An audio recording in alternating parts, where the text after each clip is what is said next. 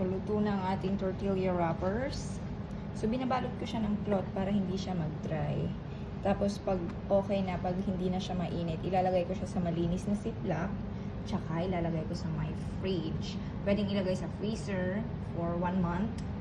Kung gusto mong kumain ng ganito, ipainit mo lang siya ng mga 30 seconds sa microwave or sa pot.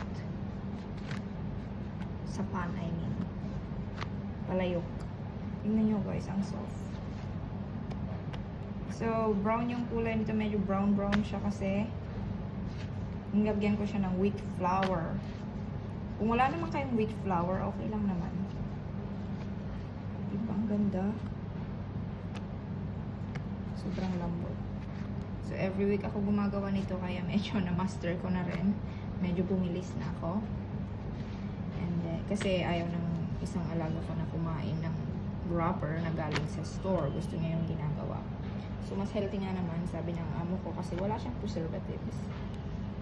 So, as you can see, hindi siya madaling mapunit din. Pero kung, siyempre, napupunit din siya, pero hindi yung parang nagbabalot ka ng ganyan, hindi siya yung punit-punit agad. So, ang lambot niya. Isa ito sa paborito nila. So, halos, yeah, every week sila kumakain nito.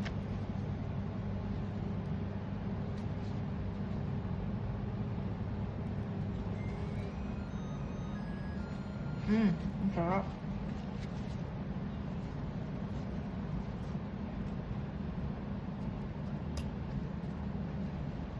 Thank you guys!